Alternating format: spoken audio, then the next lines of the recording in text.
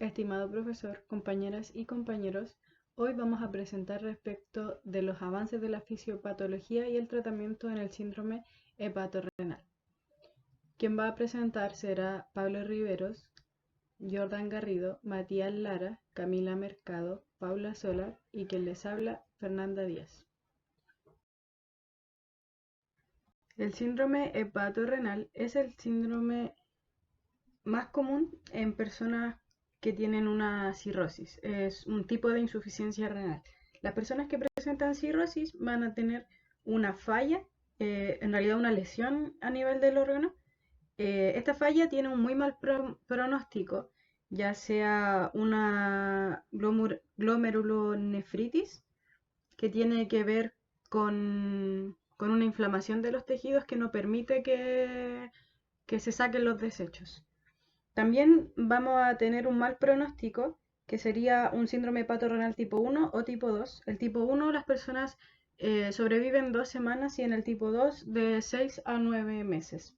También podemos presentar, son como muy comunes tener una hipovolemia, ya sea hemorrágica gastrointestinal, ya sean por diuréticos o ya sea una hipovolemia secundaria. La hipovolemia es cuando hay una baja cantidad de líquido en la sangre. También pueden ser por infecciones y se ha demostrado también, bueno, están implantando creatinina sérica y bilirrubina, que son dos desechos. Uno viene del músculo, que es la creatinina, y el otro es el desecho de los glóbulos rojos, que es la bilirrubina.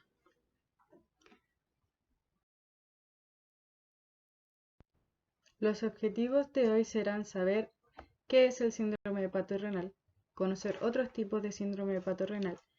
También será revisar el diagnóstico, los mecanismos del síndrome hepatorrenal, así como también el tratamiento y otros conceptos implicados. Para diagnosticar el síndrome hepatorrenal o SHR se utilizan los propuestos por el Club Internacional de Ascitis. Para esto se excluyen otros tipos de insuficiencia renal, como la enfermedad parenquimatosa renal, necrosis tubular aguda o NTA o la hipovolemia. Ahora pasaremos a explicar los criterios de diagnóstico del síndrome hepatorrenal, los cuales son 6. El primero, la cirrosis con ascitis. El segundo, creatinina sérica mayor que 133 micromolar partido litro. El tercero, ausencia de mejoría en los niveles de creatinina sérica, disminución a niveles de 133 micromolar partido litro o menores, después de al menos 2 días de sucedido el tratamiento diurético y de la expansión de la volemia con albumina. La dosis recomendada de albumina es de 1 gramo partido kilo, peso partido día, hasta una dosis máxima de 100 gramos partido día. La cuarta es la ausencia de shock. La quinta es la ausencia de ingesta reciente de fármacos nefrotóxicos. La sexta es ausencia de enfermedad renal parenquimatosa evidenciada por proteinuria mayor que 500 miligramos partido día o microhematuria mayor que 50 hematíes partido el campo de gran aumento o ultrasonografía renal anormal.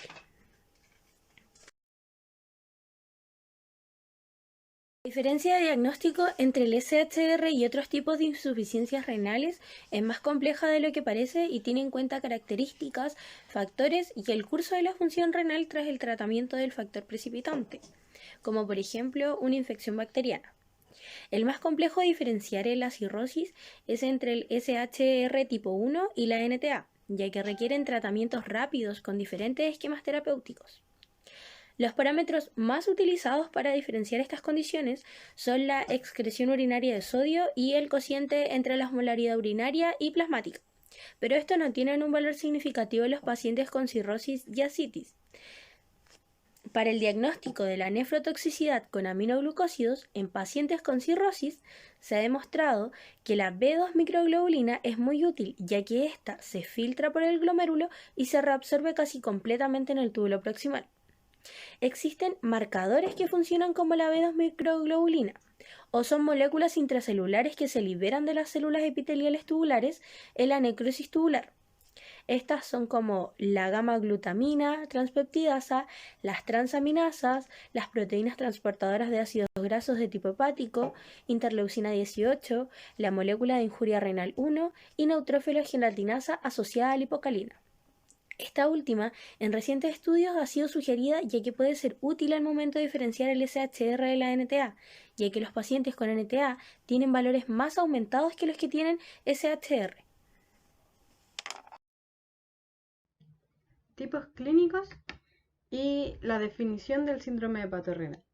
La definición del síndrome hepatorrenal, como ya lo vimos en la introducción, se da por una insuficiencia renal en usuarios que tienen cirrosis y a causa de una baja en la perfusión renal, que en general es cuando baja el flujo sanguíneo en el riñón. Se da mucho por un deterioro, se da un deterioro circulatorio, lo cual está implicado en una baja de la función cardíaca, y también hay una hiperactividad del sistema nervioso central. Y lo más llamativo es que hay una hipotensión arterial a pesar de un aumento de la hiperactividad del sistema nervioso simpático. También hay una activación del sistema de renina, angiotensina, aldosterona, que son los que regulan también la presión sanguínea y la hormona antidiurética. También tenemos los tipos, que sería el tipo 1, en donde se da frecuentemente por infecciones, por ejemplo una peritonitis bacteriana espontánea, también una neumonía. Se da generalmente, bueno, es más grave que la 2, entonces hay una insuficiencia renal aguda progresiva. En el síndrome hepatorrenal tipo 2 tenemos muy frecuentemente ascitis refractaria. La ascitis es una acumulación de líquido por una falla hepática, y refractaria es que no está funcionando a los diuréticos que se están dando. Es nula la respuesta. Y esto también se da una baja en el gasto cardíaco. En la circulación esplácnica tiene que ver también con el tema de la hipotensión arterial, que habíamos mencionado delante, ya que está implicada en la regulación también de la presión arterial.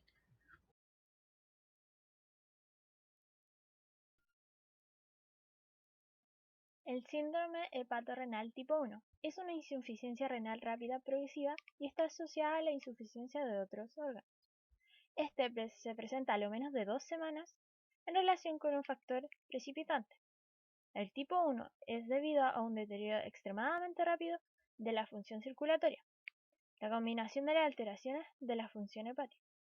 Su mecanismo de acción es fisiopatológico, más aceptado por la Asociación de Infecciones.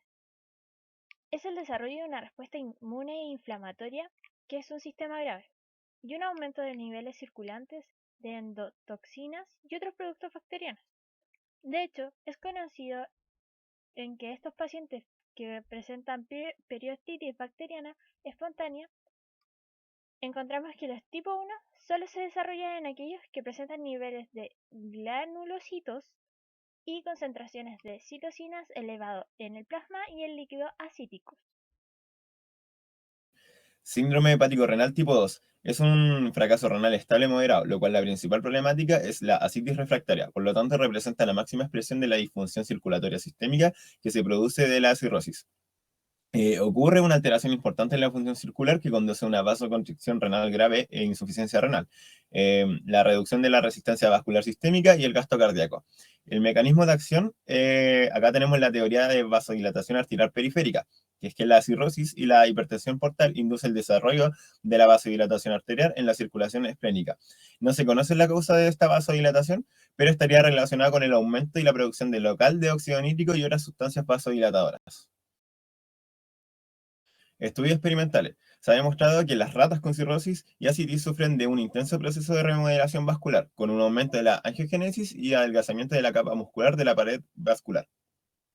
En personas, los pacientes con cirrosis y ascitis han demostrado que el síndrome hepático renal tipo 2 está precedido por un deterioro lento de la función cardíaca. Los pacientes desarrollan una reducción del gasto cardíaco y un deterioro de la función cronotrópica cardíaca, con una falta de taquicardia a pesar de la hiperactividad marcada del sistema nervioso simpático.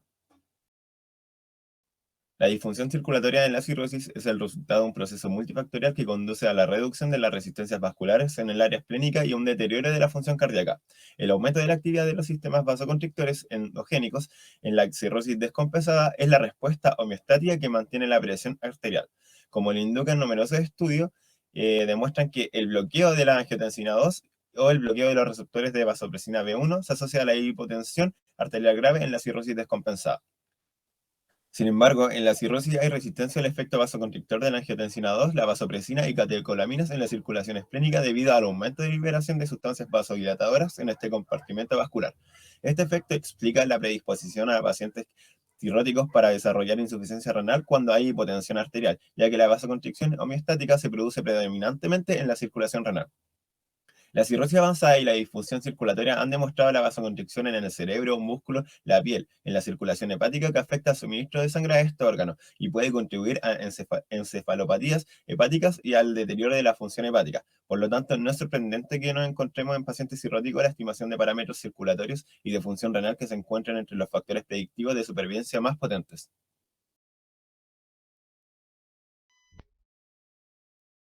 Generalidades. En generalidades podemos dar un ejemplo. Si un paciente tiene hiponatromedia lisuida o tipo 2, este está predispuesto a desarrollar el tipo 1. También puede ocurrir a pacientes con ascitis, con sodio sérico y creatinina sérica normales e incluso en pacientes con cirrosis compensada. Por lo tanto, ambos síndromes no dependen de la existencia de un factor precipitante, sino más bien del curso progresivo o estable de la insuficiencia renal. La actividad de la renina plasmática, la concentración plasmática de las neopinefrinas y los niveles de la vasopresina son significativamente más altos en el tipo 1 en comparación del tipo 2. Y la reducción de flujos sanguíneos renales y del filtro glenohumerales es mayor en el tipo 1 que en el tipo 2, como también lo es el deterioro de la perfusión sanguínea en otros órganos. Tratamientos del síndrome hepatorenal tipo 1. Como primer tratamiento tenemos los vasoconstrictores y la albúmina. La administración de agentes vasoconstrictores como la terlipresina intravenosa, la noradrenalina intravenosa o midrodina oral, junto con la administración de albúmina intravenosa, es el tratamiento de elección en los pacientes con síndrome hepatorenal tipo 1.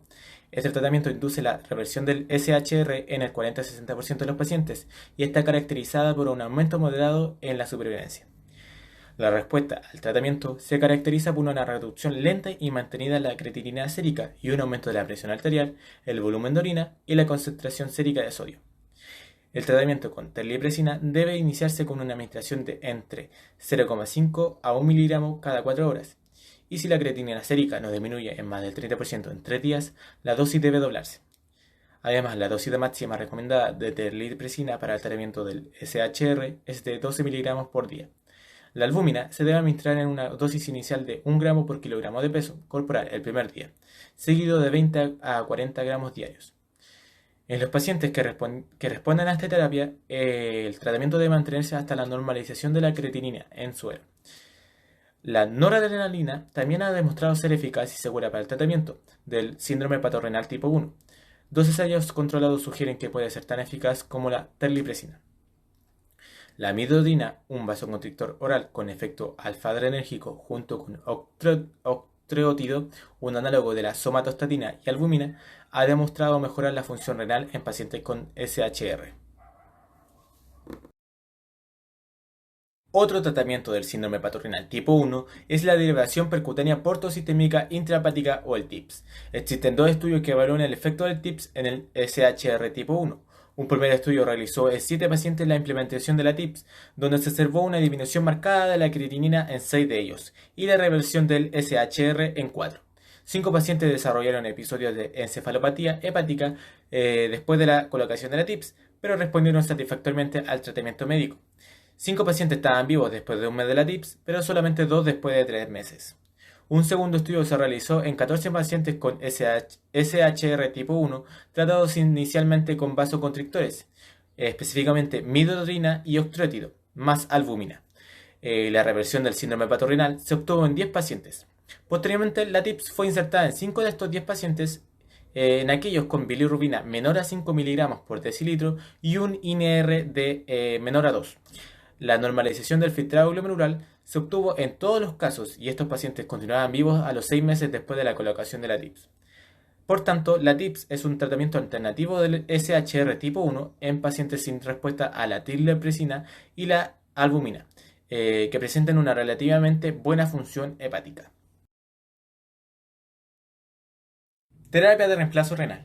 Las indicaciones para un tratamiento inmediato con terapia de reemplazo renal, tales como la hiperpotasemia grave, la acidosis metabólica y la sobrecarga de volumen, son poco frecuentes en los pacientes con síndrome hepatorenal tipo 1. Existen reportes aislados y un estudio aleatorio pequeño que sugiere que el sistema de diálisis con albúmina, como Mars o Prometheus, puede tener efectos beneficiosos en los pacientes con síndrome hepatorenal tipo 1. Sin embargo, un estudio no observó ninguna mejoría en el filtrado glomerular en pacientes con SHR tipo 1 tratados con Mars. Tratamiento del síndrome hepatorrenal tipo 2. Como primer tratamiento tenemos la derivación percutánea portosistémica intrahepática. Solo existen 2 estudios pilotos que valoran específicamente el efecto de la TIPS en el síndrome hepatorrenal tipo 2. Uno de estos estudios demostró una disminución significativa del valor de la creatinina sérica en 8 de los 9 usuarios evaluados. Además, este efecto se asoció con una mejoría importante en el control de la ascitis. 4 de los 9 usuarios fallecieron durante el seguimiento, 2 en el primer mes y los otros 2 a los 12 y 14 meses de la colocación de la TIPS. Los otros 5 usuarios tuvieron una supervivencia mayor a 14 meses. En el estudio no se facilitaron datos sobre el tipo o la frecuencia de las complicaciones asociadas al procedimiento.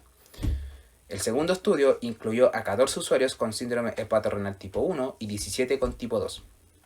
En el grupo total de los 31 usuarios se observó una mejoría significativa de la creatinina sérica y del aclaramiento plasmático de la creatinina. En 24 usuarios se observó una mejoría en el control de la ascitis. 6 usuarios desarrollaron disfunción del TIPS y 11 usuarios desarrollaron encefalopatía hepática durante el seguimiento. En el grupo de pacientes con síndrome hepatorrenal tipo 2, la probabilidad de supervivencia al año del procedimiento fue del 70%. Por tanto, estos resultados sugieren que el TIPS es eficaz en la reversión del síndrome hepatorrenal tipo 2, aunque se requieren más datos sobre la tasa de complicaciones y la supervivencia post-procedimiento. Como segundo tratamiento tenemos los vasoconstrictores y la albúmina. Hay pocos datos sobre el efecto de la terlipresina más albúmina en usuarios con síndrome hepatorenal tipo 2. Con base en estos datos, el tratamiento con vasoconstrictores y albúmina se asocia con una reversión del síndrome hepatorrenal en la mayoría de los casos. Sin embargo, en estos usuarios se observó una alta prevalencia de la recurrencia del síndrome hepatorrenal después de suspender el tratamiento. Por lo tanto, parece ser que los vasoconstrictores en usuarios con síndrome hepatorenal tipo 2 no son tan eficaces como en el tipo 1, debido a la alta tasa de recurrencia. Este tratamiento puede estar indicado en usuarios con síndrome hepatorenal tipo 2 grave, en los primeros lugares de la lista de espera para un trasplante de hígado. La mejora del síndrome hepatorenal antes del trasplante se asocia con una menor morbilidad y mortalidad tras la realización de este. El trasplante hepático es el tratamiento definitivo para pacientes con SHR tipo 1 y tipo 2.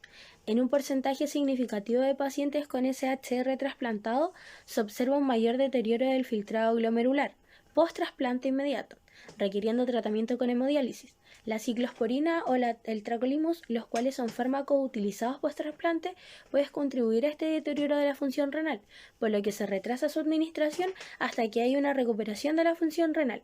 Esto pasa luego de 48 a 72 horas. Las alteraciones asociadas a SHR como hemodinámicas y neurohormonales desaparecen durante el primer mes del trasplante hepático, recuperando así la capacidad de excretar sodio y agua. Sin embargo, los pacientes trasplantados con SHR pasan más días en la UCI y tienen una mayor mortalidad hospitalaria en comparación con los pacientes trasplantados sin SHR. A pesar de esto, tienen una buena supervivencia a largo plazo.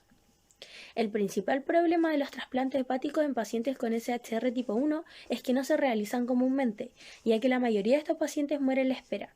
Y es por esto que la puntuación del MED para asignar órganos ha decidido que estos pacientes sean ubicados inmediatamente en los primeros lugares de la lista de espera. También el tratamiento del SHR con vasoconstrictores y albúmina mejora la supervivencia de los pacientes con respuesta al tratamiento y aumenta el número para llegar al trasplante hepático. Además, la reversibilidad del SHR antes del trasplante disminuye la morbilidad y la mortalidad precoz tras el trasplante y prolonga la supervivencia a corto plazo. Los tratamientos para el síndrome hepatorenal tipo 1 y 2 han sido favorables, aumentando así el porcentaje de supervivencia al año de los usuarios con síndrome hepatorenal.